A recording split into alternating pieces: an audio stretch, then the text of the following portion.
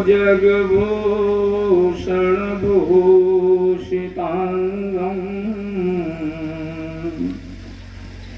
व्याघ्राजिनाम्बरधरं जटिलं त्रिनेत्रम् पाशाङ्कुशाभयवर प्रदशूलपाणिं वाराणसी पुरपतिं भज विश्वनाथं जानकी जीवनं वन्दे मांडवी प्राणवल्लभम् उर्मिला रमणं वन्दे कीर्तिकान्तं नमाम्यहम् अंजनानंदनं वीरं जानकी शोकनाशकं कपीशमक्षहन्तारम् वन्दे लंकाभयंकरम्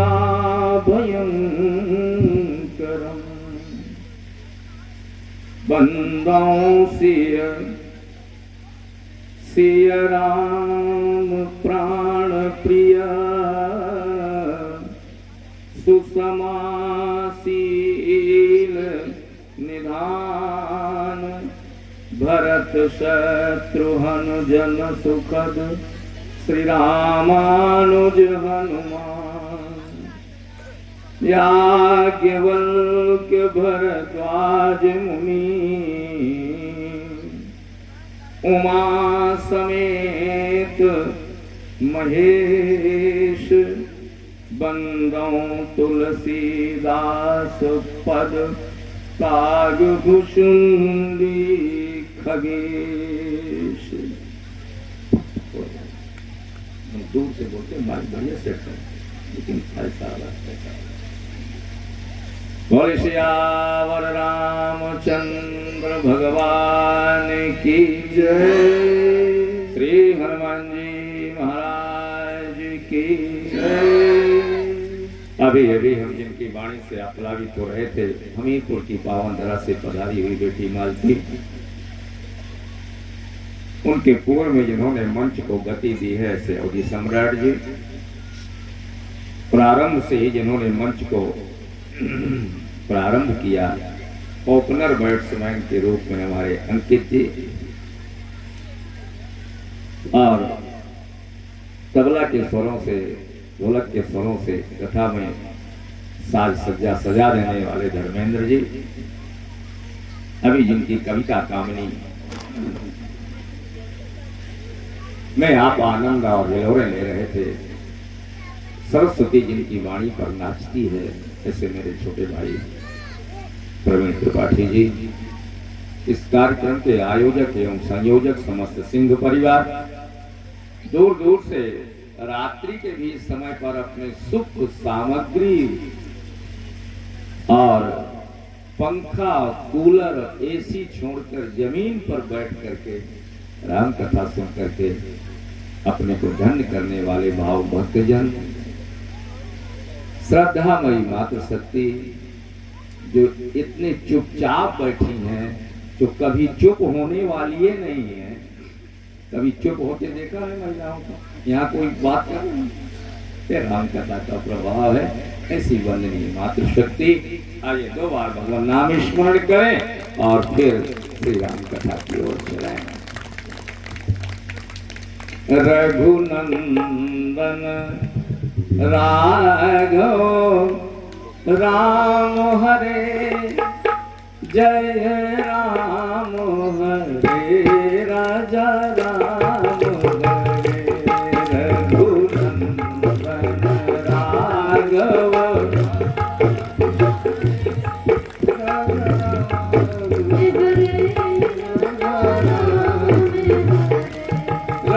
रघुनंदन राघव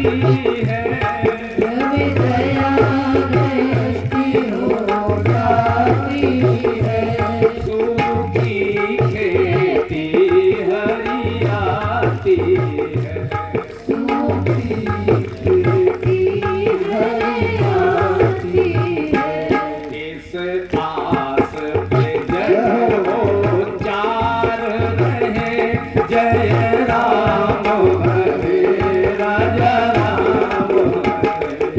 इस आस पे जन्म चार रहे, जय राम हरे राजा राम हरे। रघुनंदन राघव राम हरे, जय राम हरे राजा राम हरे।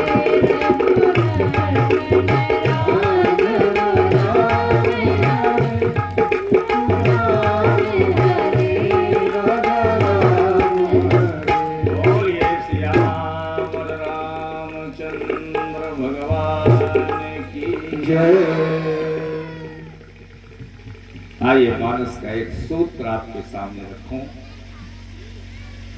तुलसीदास जी महाराज कहते हैं, और करे अपराध को और पाव फल भोग, अति विचित्र भगवंत गति, को जग जाने जो।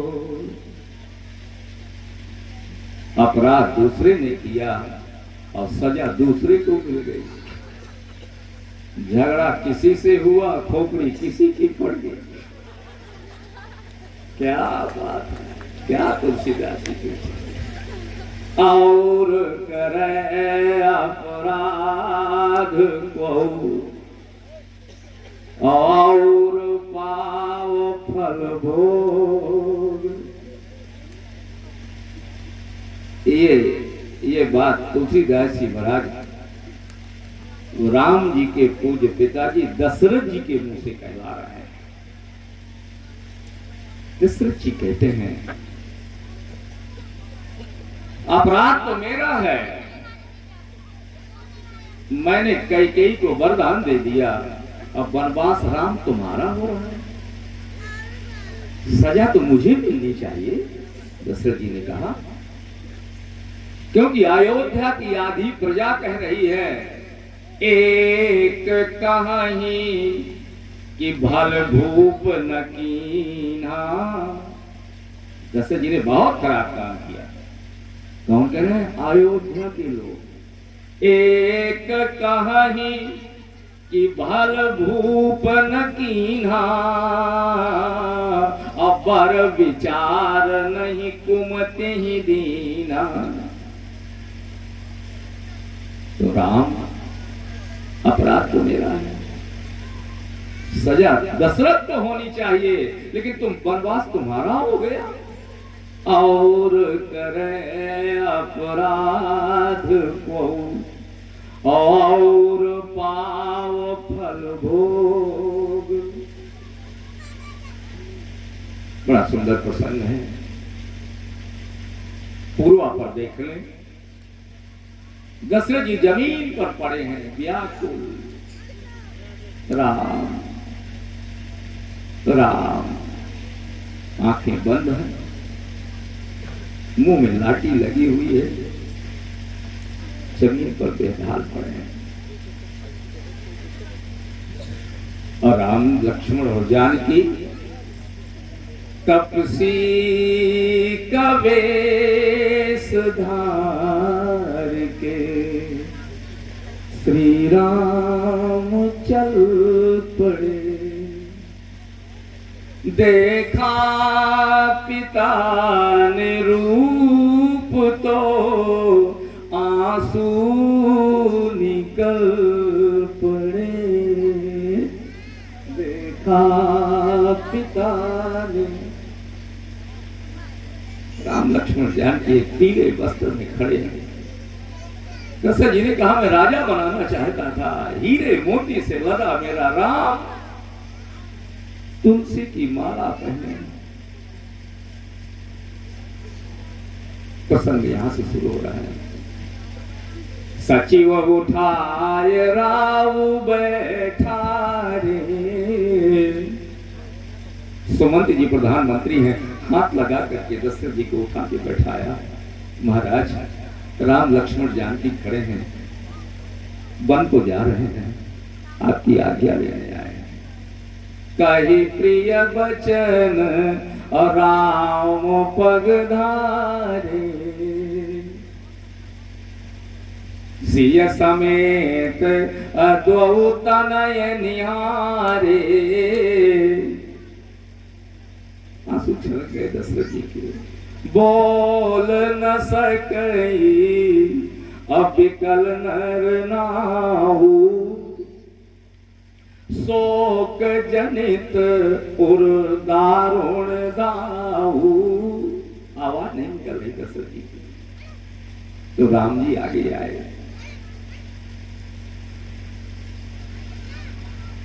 और चरणों में माथा रखा। राम ने आज दशरथ जी के चरणों में माथा रख दिया। और पिताजी, 14 साल के लिए जा रहा हूं, आज्ञा दे दीजिए और आशीर्वाद दे दीजिए।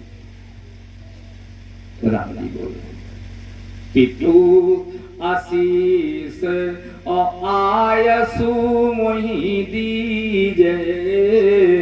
और हर्ष समय विस्मय कत कीजे। क्या सूत्र दे रहे हैं राम जी। जब कोई बैग अटैची लेकर घर के बाहर खड़ा हो गया हो तो फिर उसे आप रोकिए नहीं। चाहे तुम्हारे मन से जा रहा हो, चाहे तुम्हारे बेमन से घर से जा रहा हो। रोकना है तो पहले रोकिए जब तक अटैची उठी नहीं थी। लेकिन अगर उठ गई है अब उसे रोकिए नहीं, नहीं तो उसकी यात्रा में अमंगल हो जाएगा। शास्त्र कह रहा है। श्रीमद् भागवत में जब राम जी चलने लगे ब्रज को छोड़कर तो सब गोपियां खड़ी हो गईं। बोले, कृष्ण कन्हैया क्या कहें तुमसे। रो कहीं जो तो अमंगल हो। अगर कहीं ना जाओ तो तुम्हारे जीवन में अमंगल आ जाएगा कन्हैया। रो कहीं जो तो अमंगल हो। और प्रेम न से जो कहे पिया जाइए। अगर कहेंगे चले जाओ तो प्रेम कहाँ रहा। ताते पयान समय का कहे। आप ही आप हमें समझाइए। क्या कहें। तो राम जी कह रहे हैं, पिताश्री अब हम साधुओं के कपड़े पहनकर जानकी और लक्ष्मण के साथ आपसे केवल विदा मांगने आए हैं। तो 2 चीजें दे दीजिए। पितु आशीष, पहले तो आशीर्वाद दो पिताजी, और फिर आयसु मुनि दीजिए। आज्ञा दे दीजिए मैं 14 साल के लिए जाऊं। दशरथ जी ने राम की ओर फिर एक नजर डाली। राम बाह पकड़ी। तुलसीदास जी कहते हैं राम खड़े होकर विदा मांग रहे थे। बैठा रे। ये बातें खड़े खड़े की नहीं है। राम बैठ सकते। राम जी को पकड़ के बैठा दिया दशरथ जी। प्रसंग शुरू हो रहा है। राम, मुझे ऐसा लगता है कि हमारी और तुम्हारी ये अंतिम मुलाकात है। 14 साल बाद तुम आओगे, अयोध्या भी होगी, तुम्हारी माताएं भी होंगी, मंत्री भी होंगे, सिंहासन भी होगा, सब कुछ होगा, लेकिन दशरथ नहीं होगा। और नहीं हुआ। हमारी तुम्हारी राम अंतिम मुलाकात है। इसलिए तुमसे एक प्रश्न करना है। राम जी ने कहा, क्या बात है पिताजी, एक उत्तर दे दो राम, फिर वन को जाना। क्या? बोले वेद कह रहा है कि करे जो कर्म तो पाओ फल सोई, ये निगम नीति अवश्य कह सब कोई। वेद कहता है जो जैसे कर्म करता है वैसा उसको फल मिलता है। शुभ आरु अशुभ कर्म अनुहारी, अदेत ईस फल हृदय विचारी। जैसे कर्म करोगे वैसा फल मिलेगा, ये बात कह रहा है वेद। लेकिन राम यहां तो उल्टा हो रहा है। और करें अपराध को और पाव फल भोग। यहाँ अपराध तो दशरथ का है और वनवास राम तुम्हारा। तो वेद की बात झूठी हो गई क्या राघव? क्योंकि वेद जो कह रहा है करे जो कर्म तो पाव फल सोई, और देखने में आता है अपराध किसी दूसरे का, सजा किसी दूसरे की। चोरी किया बेटे ने, पुलिस पकड़ ले गई बाप को। राम वेद मार्ग और संसार का मार्ग अलग अलग है क्या? राम जी ने कहा पिताजी ये बात हमसे क्यों पूछ रहे हैं? अगर पूछना है तो सारे प्रश्नों का उत्तर तो वशिष्ठ जी के पास में है, ब्रह्मा के पुत्र हैं। और इस अयोध्या के सिंहासन पर आज तक हमारे जितने बाबा परबाबा परदादा बैठे, रघु अज दिलीप हरिश्चंद्र सगर मानधाता, वशिष्ठ जी ने सबका बर्थडे खाया और सबकी तेरही खाई। सब वशिष्ठ जी के सामने पैदा हुए, सब वशिष्ठ जी के सामने मर गए। तो उनसे बड़ा कोई ये प्रश्न आप उनसे पूछते कि वेद कह रहा है कि करे जो कर्म तो पाव फल सोई, ये निगम नीति। और देखने में आ रहा है कि और करे अपराध को और पाव फल भोग। ये दो बातें कैसे दिखाई दे रही है राम? तो दशरथ जी ने कहा राम हम वशिष्ठ जी से नहीं पूछेंगे ये प्रश्न, तुमसे पूछेंगे। राम जी ने कहा क्यों? बोले इसलिए कि सुनहु राम तुम कहा मुनि कहीं कि राम चराचर और नायक अहीं। तुम्हें पता नहीं राम?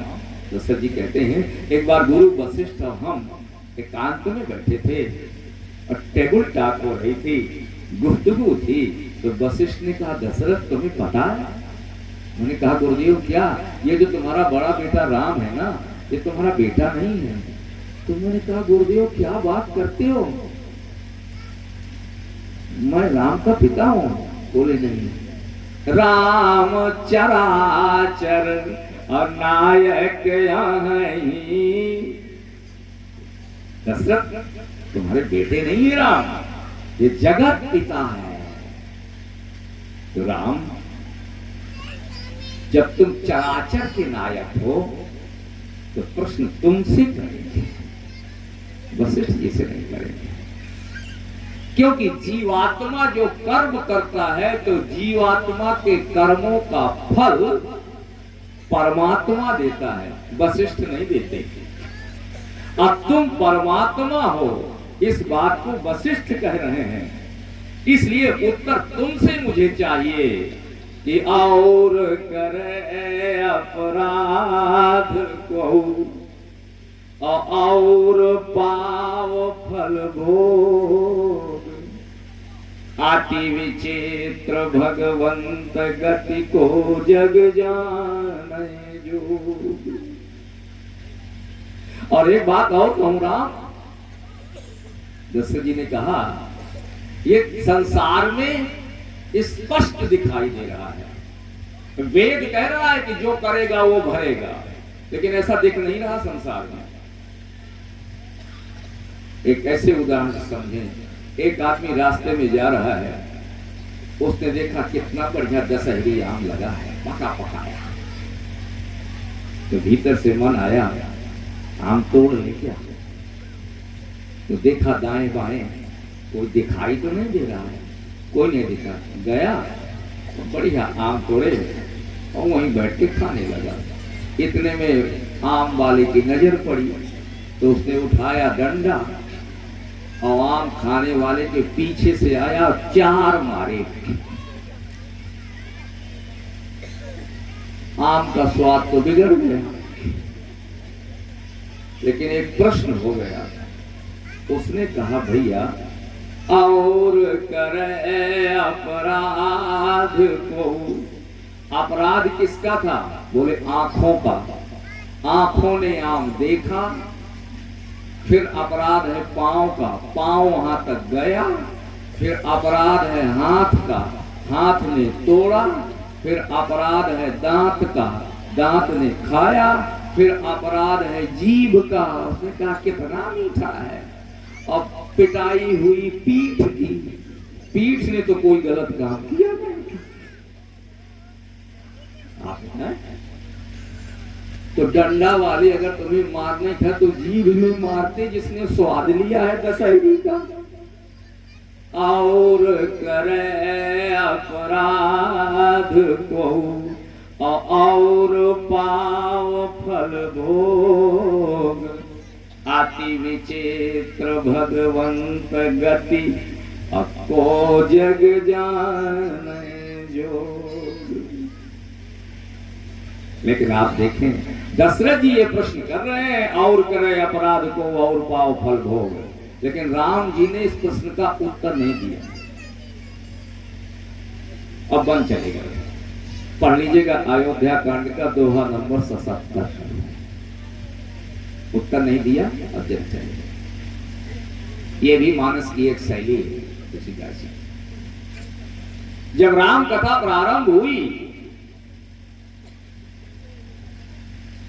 तो मैया जगदम्बा पार्वती ने कहा बाबा राम कथा सुनाओ, लेकिन एक बात ध्यान रखना बाबा।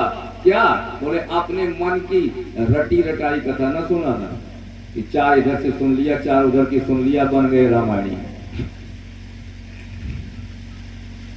तो बोले कैसी कथा सुनाए? बोले जो मैं पूछूं वो कथा सुनाना बाबा। बोले बाबा ने कहा पूछो। बोले प्रथम सो कारण कहु विचारी, और निर्गुण ब्रह्म सगुण बपुधारी। तो ये सुनाओ बाबा। पार्वती कहती है वो निर्गुण था, सगुण क्यों बना? पुनि प्रभु कहु और राम अवतारा, फिर बाल चरित पुनि कहु उदारा। फिर चौथा प्रश्न है कहु यथा और जानकी विवाही, विवाह कैसे हुआ? और 5वां प्रश्न है राज तजा सो अदूषण का। राम जी के वनवास में भोले बाबा दोष किसका है? पार्वती का प्रश्न है। और बाबा ने इस प्रश्न का उत्तर पूरी रामायण में नहीं दिया। यहाँ विद्वान लोग बैठे हैं, पढ़कर देख लीजिएगा। बाकी जितने प्रश्न किए मैया ने सबका उत्तर दिया, सब कथा सुनाई। तो पार्वती ने पूछा राम के वनवास में बाबा दोष किसका है? बाबा ने चर्चा तक नहीं की। और उत्तर कांड में जब कथा समाप्त हो गई तो भोले बाबा कहते हैं पार्वती तुमने जितने जितने प्रश्न पूछे थे मैंने सबका उत्तर दे दिया। उमा कहो और सब जो तुमने कहा था। कथा सुहाई अजो भूषुंडी खगपतई सुनाई, अब का कहो सो कहू भवानी। पार्वती ने कहा बाबा हमें सब प्रश्नों का उत्तर मिल गया, अब कुछ नहीं कहना। अब आप देखिए दोष किसका है ये बाबा ने कहा नहीं, या पार्वती ने कहा हमें उत्तर मिल गया। उपनिषद में हमारे एक मंत्र आता है, गुरोस्तु मौनम व्याख्यानम और शिष्याः छिन्न संशया। उपनिषद का मंत्र है, गुरु ने मौन उपदेश कर दिया और शिष्यों का संशय समाप्त हो गया, शिष्यों का उत्तर मिल गया। देखने का मौन उपदेश भी कोई उपदेश होता है? बोले हाँ, मौन भी एक तरह का उपदेश होता है। गुरोस्तु मौनम व्याख्यानम। इसी तरह राम जी ने इस प्रश्न का उत्तर नहीं दिया कि और करे अपराध को और पाव फल भोग। और दशरथ जी को उत्तर मिल गया। मिल गया? हाँ मिल गया। अगर न मिलता तो बीच में जरूर कहते, राम मैंने तुमसे एक प्रश्न किया था कि जो कर्म करे फल उसी को मिलता है और संसार में देखने को मिलता है अपराध किसी का और सजा दूसरे को। आपने उत्तर नहीं दिया राम। लेकिन दशरथ जी ने बात रामायण में कहीं नहीं कही। इसका मतलब दशरथ जी को उत्तर मिल गया। राम जी से पूछा, पिताजी प्रश्न कर रहे हैं, राम जी आपने उत्तर नहीं दिया, वनवास चले गए, क्यों? पिता के प्रश्न का उत्तर नहीं देना चाहिए। राम जी ने कहा, पिताजी अगर मुझे पुत्र मानकर कोई प्रश्न करते तो मैं उत्तर देता, लेकिन उन्होंने मुझे परमात्मा माना। सुनहु राम तुम कहाँ मुनि कहीं कि राम चराचर और नायक आई। तो जो परमात्मा होता है वो किसी के प्रश्न का उत्तर नहीं देता, वो कर्मों का फल देता है। और जब आदमी को अपने कर्मों का फल मिलता है तो पड़े पड़े कह देता है, जो किया था सो पा रहे हैं, किसी का दोष। वो पा जाता है फल और उत्तर मिल जाता है। दशरथ जी को मिला? बोले हाँ। और करे अपराध को। दशरथ जी पूछा, ये सिद्धांत सही है? नहीं। वेद का मार्ग कभी गलत नहीं हो सकता। और वेद कह रहा है, करे जो कर्म तो पाव फल सोई। क्योंकि ये निगम नीति अस कह सब कोई, करे जो कर्म। वेद मार्ग और करे अपराध को, ये संसार का मार्ग है, ये जगत का सिद्धांत है। और जगत का सिद्धांत कभी टिकता नहीं और वेद का मार्ग कभी पथभ्रष्ट नहीं होता है। दशरथ जी को फल मिला? हाँ मिल गया। उत्तर मिल गया? बोले उत्तर मिल गया। कहाँ मिला? बोले राम के वनवास में दोष दशरथ जी आपका है। दशरथ जी कहते, ये बात तो मैं भी कह रहा हूं। तो फल राम को क्यों मिल रहा है? बोले राम को फल नहीं मिल रहा है, फल आप ही को मिल रहा है। प्रसंग देखें, दशरथ जी महाराज राम के जाने के पश्चात कैकेयी के महल से निकल आए। ये घटना कहां हुई है? कैकेयी के महल में। और जब राम जी चले गए तो दशरथ जी उठे और उठकर कैकेयी से कहे, जब लग जियो। कैकेयी मैं अब ज्यादा दिन जिंदा नहीं रहूंगा। जब लग जियो मैं कहाँ कर जोरी, तब लग जनी कछु कहे सब हो। अब ये सकल न दिखाना मुझको। अब कौशल्या के महल में चले आए। वाह कौशल्या, यही राम की मां हो सकती है।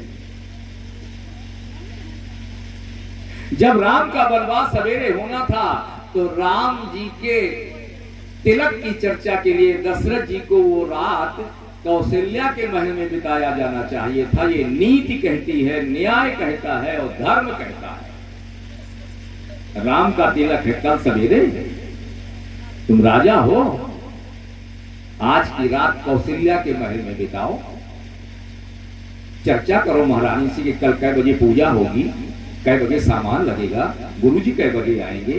लेकिन दशरथ जी ने कौशल्या के महल को छोड़कर सांझ समय सानंद नृप अगयऊ कैकई गे। कौशल्या के महल से निकले और कैकेयी के महल में जा रहे हैं। एक ने कहा कौशल्या जी, बोले तुम्हारा पति रात में सवत के पास जा रहा है, तुम्हें कैसा लग रहा है? कौशल्या जी ने कहा वो महाराज हैं, पति हैं, स्वतंत्र हैं, चाहे रात मेरे यहाँ बिताएं, चाहे मेरी बहन के यहाँ बिताएं, हमें कोई हर्ष विस्मय नहीं है, कोई सुख दुख नहीं। क्यों? बोले पति की प्रसन्नता में ही पत्नी की प्रसन्नता होनी चाहिए। और पति से अलग अपना सुख दुख ढूंढ रही है, पति पता नहीं हो सकती है। मेरे पति अगर कैकेयी के महल में प्रसन्न है तो कौशल्या ने कहा मैं प्रसन्न हूं, जाने दो। आज दशरथ जी महाराज जब वहां से ठोकर लगी तो फिर लौटकर कौशल्या के महल में आ गए। और कोई होती तो कहती वाह, रात बिताने वहां और मरने यहां। होता कि नहीं? मरे कहां? कौशल्या के महल। वाह रे मां कौशल्या। व्याकुल दशरथ जी पहुंचे तब भी मां कौशल्या कहती हैं आओ महाराज, स्वागत है आपका। कैसी तबीयत है? ठीक नहीं लग रही है, लेट जाइए। कौशल्या की गोदी पर दशरथ जी महाराज का सिर रखा हुआ है, आंसू ढलक ढलक करके कौशल्या की साड़ी पर गिर रहे हैं। तुलसीदास जी चित्र खींच रहे हैं। कौशल्या मुख दीख मलाना, रवि कुल रवि अथयो जिया जाना। मृत्यु के समय पर चेहरे की कांति बिगड़ जाती है, चमक चली जाती है। कौशल्या जी ने देखा सूर्य वंश का सूर्य डूबने वाला है। कौशल्या जी ने महाराज के सिर पर हाथ फेरा और कहा महाराज धीरज धरिए तो पाइए पारू, और नाही तो बूढ़े सब परिवारू। धैर्य रखो महाराज, 14 साल के बाद राम आएंगे, फिर आपको राम मिल जाएगा। प्राण रखिए महाराज, मैं जानती हूं कि आपकी मौत नहीं अभी आई, आप प्राण छोड़ रहे हैं खुद। धीरज धरिए। दशरथ जी ने कहा ना कौशल्या ना, सोतन राख करब मैं कहा, अजहि न प्रेम पन मोर निबाहा। अब ये शरीर मेरे किसी काम का नहीं है कौशल्या, मैं छोड़ रहा हूं। और तुलसीदास जी एक बहुत सात्विक बात लिखते हैं जो सबके साथ होती है। मृत्यु के समय पर जीवात्मा को अपने किए गए पाप याद आते हैं, पुण्य याद नहीं आते। नियम को शासन पर पड़ा है, परिवार सामने खड़ा है, गले तक प्राण आ गए हैं, उसके सामने फीचर फिल्म चला करती है। देख 5 साल का था तूने ये पाप किया, 20 साल का था तुमने ये पाप किया, 28 में तुमने ये पाप किए, ये अपने पापों की लिस्ट देख। और उसका बोल बंद होता है, पुण्य नहीं आता। दशरथ जी को ने कहा कौशल्या हमारे जीवन में पाप हुआ था। कौशल्या ने कहा महाराज आप राम के बाप हैं और आपसे भी पाप। हाँ कौशल्या। कब? बोले तापस अंध और श्राप सुधियाई, तो कौशल्य सब कथा सुनाई। कौशल्या पाप कब हुआ था? जब मैं जवान था, अयोध्या का राजकुमार था, मैं शब्द पर बाण चलाता था, निशाना देखकर मैंने आज तक बाण नहीं मारा। कौशल्या शिकार देखकर नहीं मारता था, आवाज पे मारता था और शिकार में मिलता था। एक बार मैं सरयू के किनारे किनारे शिकार खेल रहा था। सरयू नदी में छप छप की आवाज सुनाई पड़ी। मैंने समझा कोई जंगली भैंसा पानी पी रहा है। छप को निशाना बना के मैंने बाण छोड़ दिया। कौशल्या अब भाग कर पहुंचा कि शिकार पड़ा होगा। श्रवण कुमार के तीर धंसा हुआ था। घड़ा पकड़े औंधे मुंह सरयू पर पड़ा था। कौशल्या ने कहा, महाराज फिर क्या हुआ? उसके दिल का मैंने बाण निकाला। कौन हो भैया?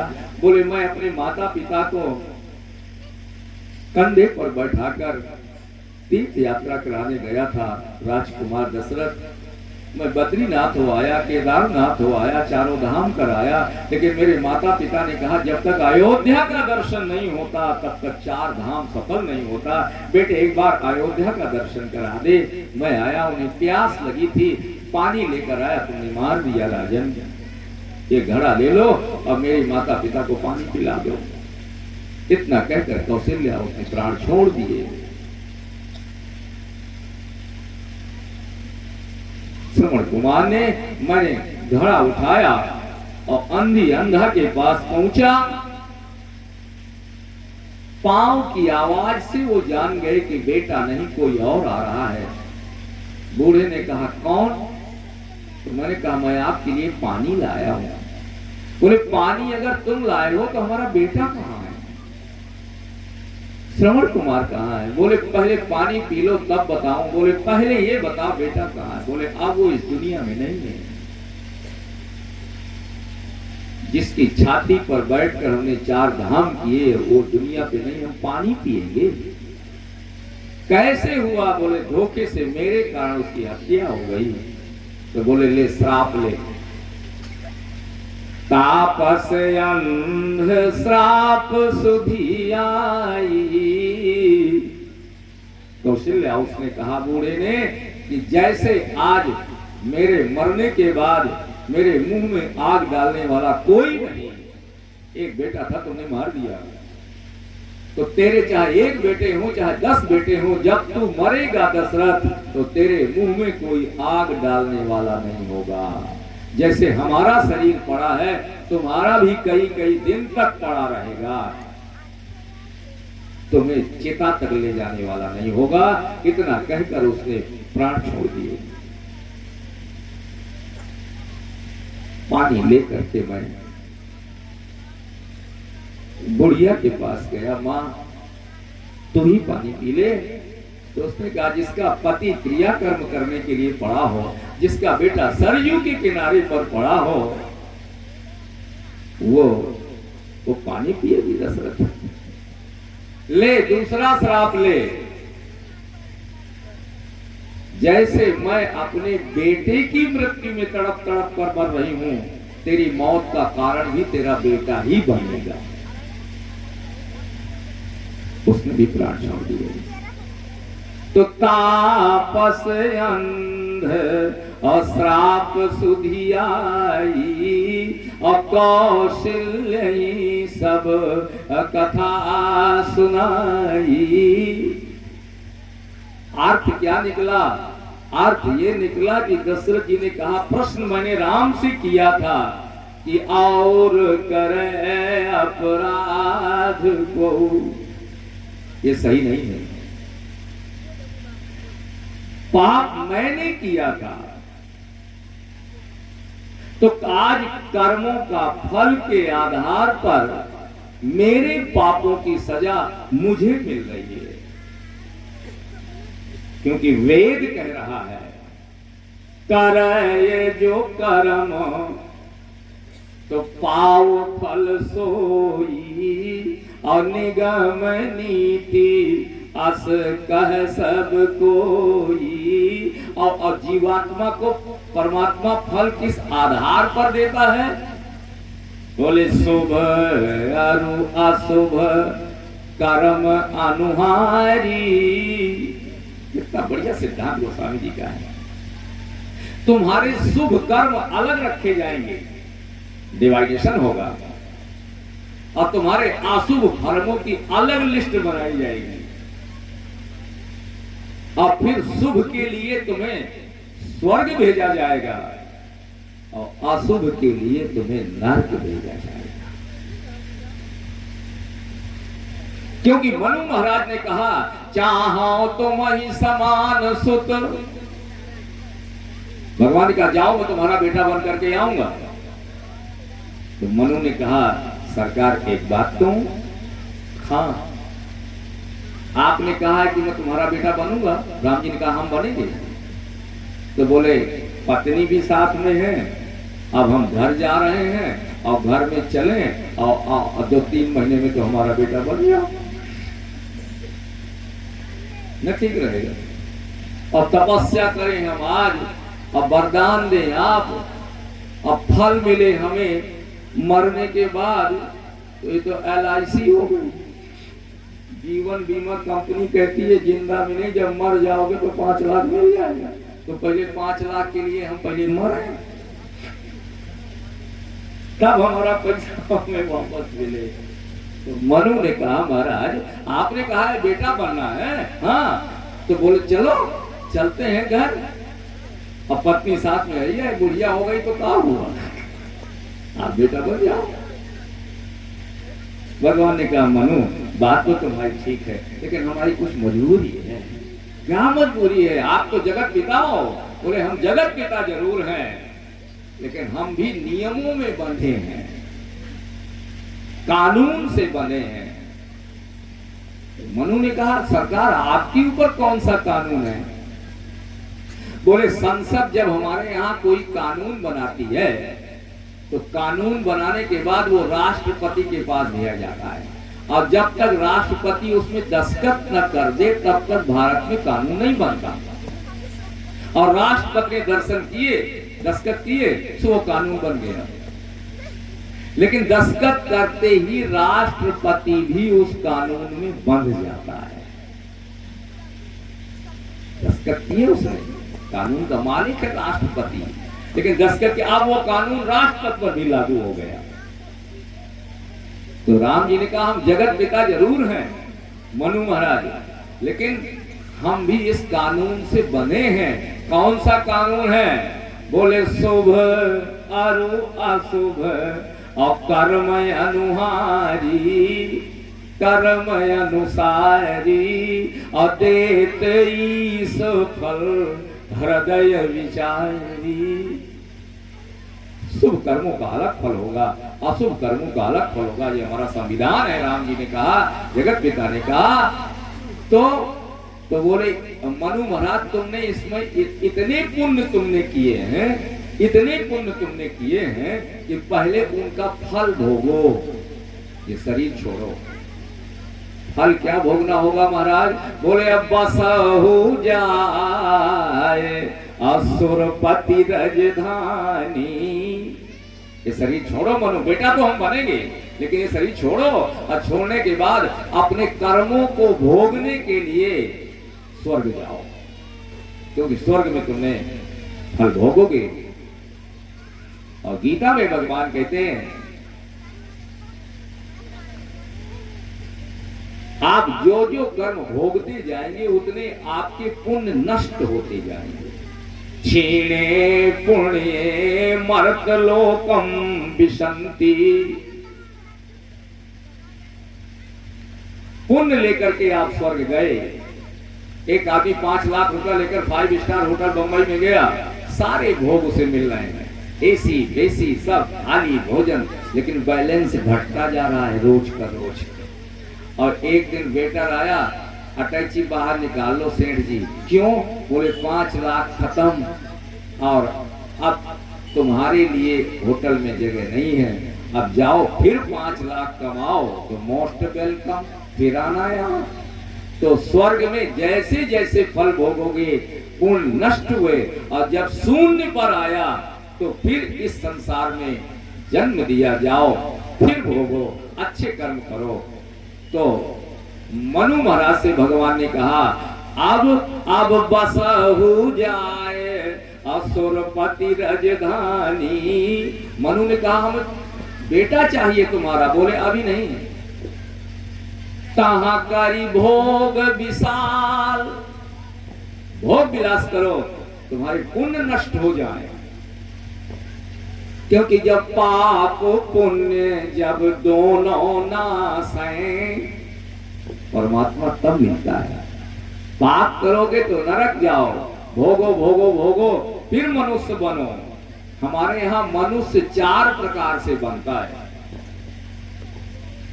एक स्वर्ग से आकर मनुष्य बनता है, तो लोग कहेंगे देव तुल्य बालक। एक नरक गया, भोगते भोगते पापों को जब पाप शून्य हो गए तो वो भी फिर मनुष्य बना।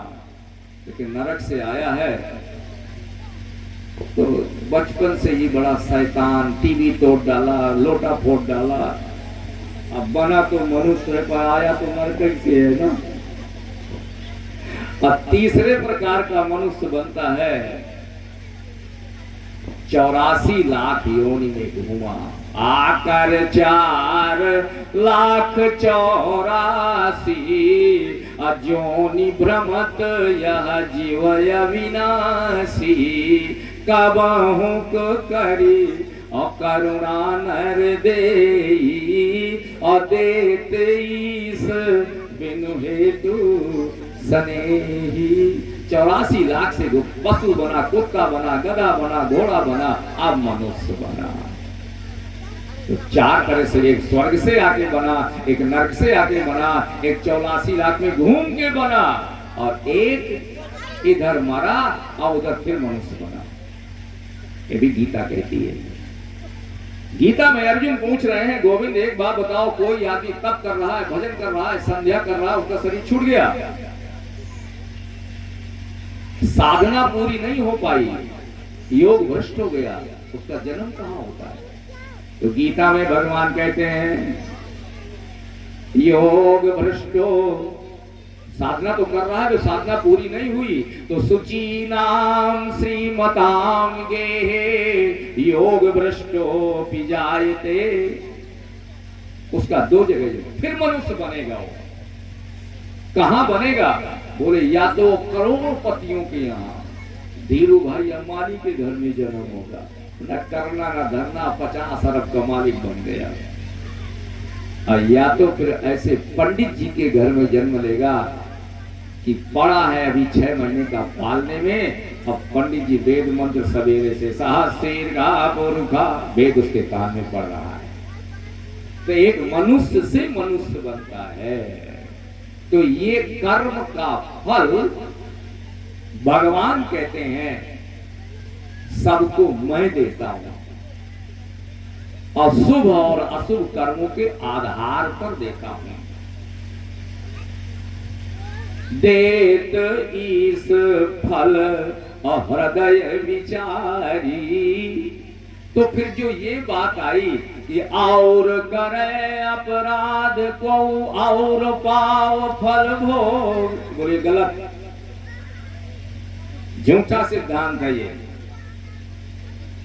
ये जगत का सिद्धांत है, संसार वालों की गिनती है ये कि अपराध किसी दूसरे का और सजा किसी दूसरे को, ऐसा हो ही नहीं सकता। तुलसीदास जी महाराज कहते हैं होगा क्या? बोले होगा ये कि करे ये जो कर्म तो पाव फल सोई, ये निगम नीति अवश्य कह सब कोई। ये वेद कह रहा है कि जो कर्म करेगा उसी को जो है फल मिलेगा। और तो बोले अभी अभी महाराज हमने चर्चा की थी क्या, आम को देखा आंख ने, अब तोड़ा हाथ ने, अब खाया जीभ ने, अब पिटाई हुई पीठ की, तो संसार का सिद्धांत तो यही सही समझ में आ रहा है। वेद अपनी जगह है, संसार का सिद्धांत अपनी जगह है। तो सिद्धांत वाले ने कहा उसी सिद्धांत में एक कदम और आगे बढ़ो, तो जो ये वेद का सिद्धांत है वो भी आपको उसी में उसका उत्तर मिल जाएगा। कैसे महाराज? बोले करे जो कर्म तो पाओ फल सोई, निगम नीति अवश्य कह सब कोई। कर्म किसने किया? बोले आंख ने। आम किसने देखा? बोले आंख ने। पांव गया, हाथ ने तोड़ा, दांत ने खाया, स्वाद जीभ में मिला और डंडा पड़े पीठ में। लेकिन एक बात बताओ, डंडा पड़ने के बाद आंसू कहां निकली? आंख से, पीठ से तो नहीं आंसू निकले। इसलिए जिसने अपराध किया सजा उसी को मिली। डंडा चाहे जहां पड़ा हो, लेकिन चूंकि अपराध शुरू किया था आम देखने का आंख ने, इसलिए आंसू भी अंत में निकला तो आंख ही से निकला और पीठ से नहीं निकला। इसलिए करे जो कर्म तो पाओ फल सोई, निगम नीति अस कह सब कोई। तो दशरथ जी महाराज का जो ये प्रश्न हुआ राम जी से, इसलिए उत्तर नहीं दिया राम जी ने कि परमात्मा किसी के प्रश्नों का उत्तर नहीं देता। अब इस बात को आप राम जी के इसलिए उत्तर, यहां सब विद्वान लोग बैठे हैं, राम जी जमीन पर सो रहे हैं, निषाद राज बैठा है, लक्ष्मण के पास पहुंच गया और लक्ष्मण से कहा, निषाद राज बस्ती का राजा है केवटों की। बोले छोटे भाई लक्ष्मण जी जरा देखो तो, तुमने कभी राम और सीता को जमीन पर सोते देखा है? लक्ष्मण से पूछ रहा है। लक्ष्मण जी ने कहा, निषाद हमने राम जी को तो जमीन पर सोते देखा है, क्योंकि विश्वामित्र के आश्रम में कोई डरलप के गद्दे नहीं पड़े थे। हम दोनों भाई जब गुरु के यहाँ पहुंचे थे तो जमीन में सोते थे, लेकिन हमने सीता को कभी जमीन पर सोते नहीं देखा। ये जो हमारी भाभी है ना, ये पलंग पीठ तजी अगोद हिंडोरा, सियन दीन पग आवनी कठोरा। तो निषाद बड़ी बढ़िया भूमिका बांध रहा है। तो उसने कहा, ये सीता जमीन पर क्यों सो रही है आपको पता है? लक्ष्मण ने कहा, तुम बताओ, बड़े विज्ञानी, रात का समय, राम जी सो रहे हैं और गुरु चेला में दरबार हो रहा है, फुर्सत का टाइम, मूंगफली चबा का टाइम कट रहा है। तो लक्ष्मण का निषाद का संवाद चल रहा है। तो बोले देखो ये वो सीता है कि जनक जी के यहाँ बड़े बड़े राजाओं के मुकुट धरती पर प्रणाम करने के लिए, उनकी पुत्री है ये। अब बहू किसकी है? आराध सिंहासन आसन देई, आगे होए जही सुरपति लेई, और आराध सिंहासन आसन दे। बहू उसकी है। इंद्र भी चल करके दशरथ जी से आगे मिलता था। और पत्नी बताऊं किसकी है? निषाद कह रहा है, रामचंद्र पति ये सोबे देई, सोवत मही विधि बामन के। आज जमीन में सो रही है। तो लक्ष्मण जी मुझे ऐसा लगता है कि जमीन में सोने का कारण बताऊं? बोले हाँ। बोले कहे कहे नंदन मंद माटी और कठिन कुटिल बन कीन, जही रघुनंदन जान की सुख अवसर दुख दीन।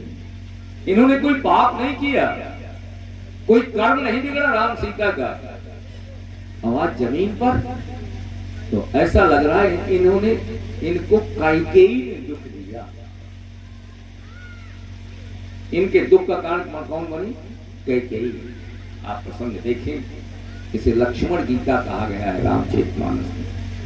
लक्ष्मण गीता। लक्ष्मण जी ने कहा खबरदार, मेरी मां के बारे में एक शब्द मत बोलना। कैकेयी को दुनिया भर के लोगों ने गाली दी, लेकिन लक्ष्मण जी ने कैकेयी के खिलाफ एक शब्द नहीं बोला। पूरी रामायण में भरत बोले, सब बोले, निषाद बोला, कैकेयी कुटिल कुटिल कुटिल कुमति, लक्ष्मण जी। और लक्ष्मण जी बाकी सबको बोले, परशुराम से बोले, जनक से बोले। लक्ष्मण जी अपने पिता को उल्टा सीधा बोले। रामायण में लिखा है, लखन कहे कछु बचन कठोरा। सुनाने का समय नहीं है। दशरथ जी ने कि बुरा भला कहा लक्ष्मण ने, कैकेयी के खिलाफ नहीं बोले। अब कैकेयी खिलाफ बोल गया, अगर निषाद तुरंत रोका। अब कहा तो कहा, अब न कहना। तो बोले जमीन पर क्यों सो रहे हैं? बोले काहू न को असुख दुख कर दाता, निज कृत कर्म भोग सब भ्राता। वही बात जो दशरथ जी कह रहे थे, करे जो कर्म तो पाओ फल सोई, निगम नीति अवश्य कह सब कोई। आज लक्ष्मण जी मोहर लगा रहे हैं, कोई किसी को न सुख दे सकता है निषाद, और न कोई किसी को दुख दे सकता है। तो ये जमीन पर कैसे राम जी सो रहे हैं? बोले इनका भी कोई कर्म बिगड़ा है क्या? क्योंकि काहू न को असुख दुख कर दाता। तो सीता जी पूछा, राम सीता का भी कुछ कर्म बिगड़ा? बोले हाँ बिगड़ा। कौन सा बिगड़ा? बोले बाल कांड में पहले राम जी के कर्म गिनाए गए हैं। क्या गिनाए गए हैं? नारद जी ने कहा, नारी विरह तुम दुकारी, जैसे मैं रोया ऐसे तुम रोगे, और जैसे हम जमीन में पड़े तैसे तुम पड़ोगे, और जैसे हम धरती में घूम रहे ऐसे तुम भी जब मनुष्य बनोगे। नारद का श्राप है नहीं।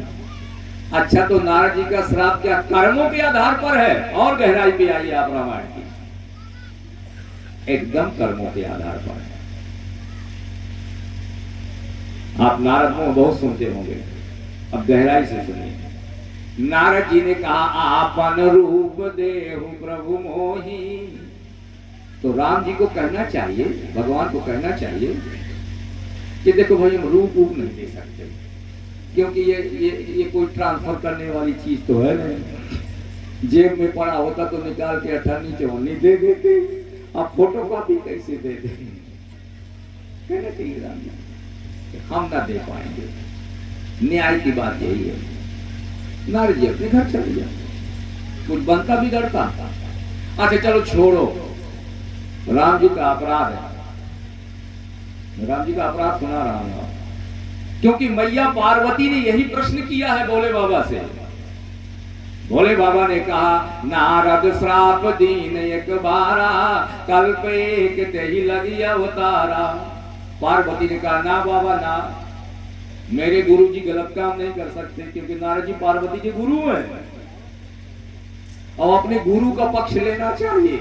पार्वती जी अपने गुरु का पक्ष ले रही हैं। भोले बाबा तुमने क्या कहा कि भगवान ने एक बार श्राप दिया क्योंकि नारद गलत थे ना, हमारे गुरु गलत नहीं हो सकते। मैया पार्वती कह रही है, कारण कौन और श्राप मुनि दीना। और पार्वती कहती है, काय अपराध रमापति कीना। बाबा भोले बाबा हमारे गुरु गलत हो ही नहीं सकते, कुछ गड़बड़ तुम्हारे भगवान ने की होगी पहले।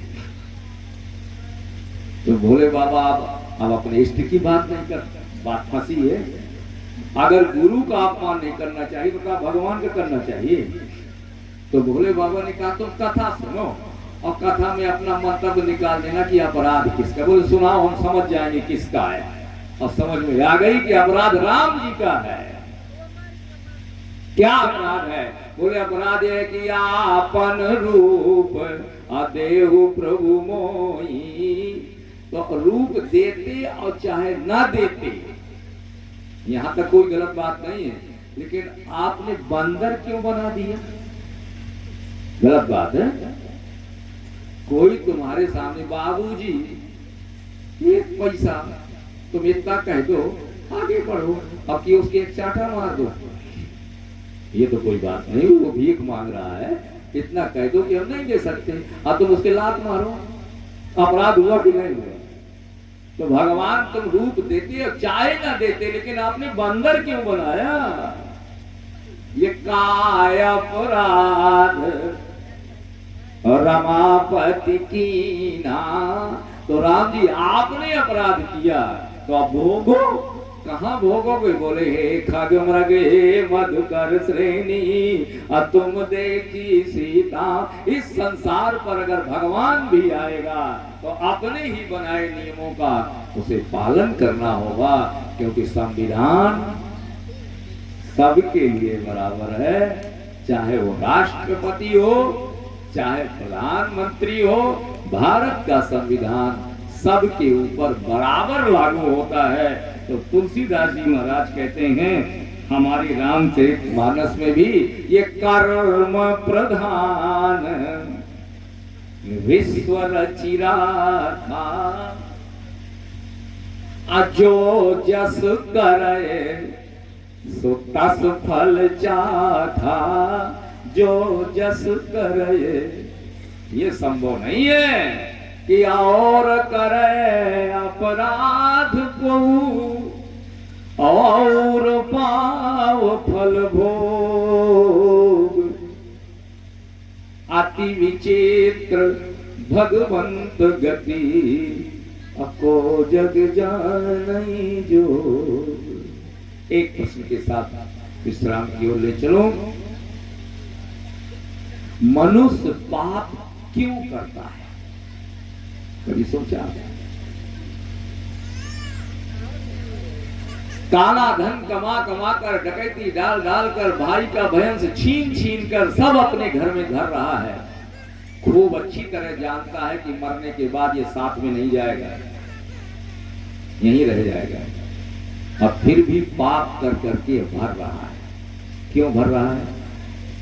वो इसलिए भर रहा है कि इतना धन अपने घर में इकट्ठा कर दूं कि बेटे बेटी नाती पनाती सब पड़े पड़े खाएं, अब कुछ करना ना पड़े। 4 बंगला बना जाऊं, 4 अभिजे, इतना इतना कर। जो भी करता है अपने बेटे बेटियों के लिए, पत्नी के लिए और परिवार के लिए पाप करता है और भोगता खुद है। और जिनके लिए करता है वो उसके काम नहीं आते। तुझको जो मेरा मेरा कहेंगे, भरोसा नहीं कब तक वो तेरे रहेंगे, क्योंकि मतलब से मिलते हैं दुनिया के साथी, मतलब से मिलते हैं दुनिया के साथी।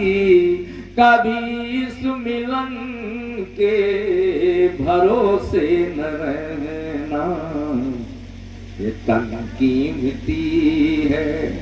शरीर अनमोल है, बड़े भाग मानुष तन पावा। ये तन कीमती है मगर है विनाशी, कभी भी ये तन के भरोसे न रहना।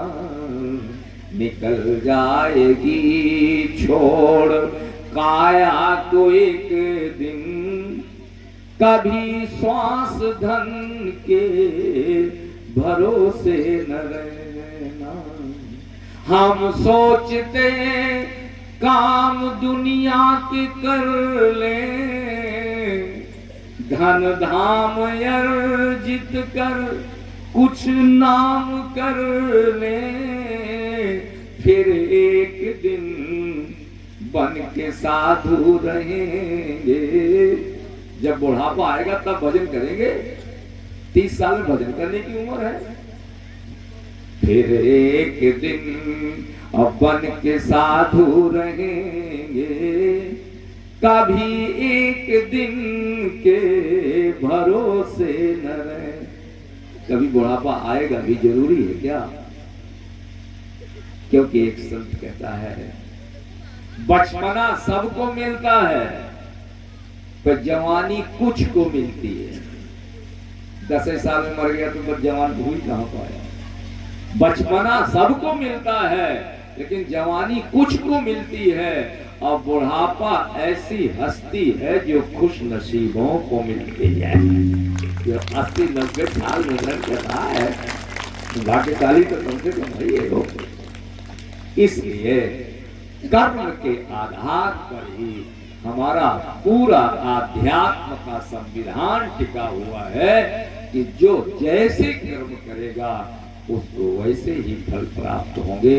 इन्हीं शब्दों के साथ आज कथा को विश्राम की ओर लेकर के चलेंगे। 2 बार भगवान का नाम लीजिए, उसके बाद समय से आरती, क्योंकि समय पर ही सब कुछ ठीक लगता है। श्री राम जय राम जय जय राम।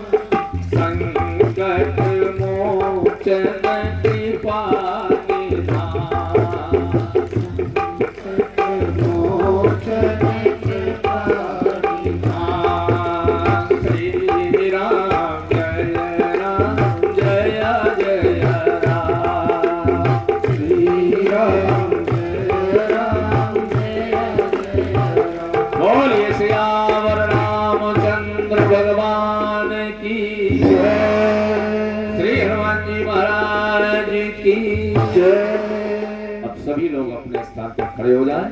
प्रेम और श्रद्धा के साथ में आरती होगी। और कल रहा एक दिन अवधि अधारा, कल इस कथा को का समापन होगा। सभी लोग आगे जो नहीं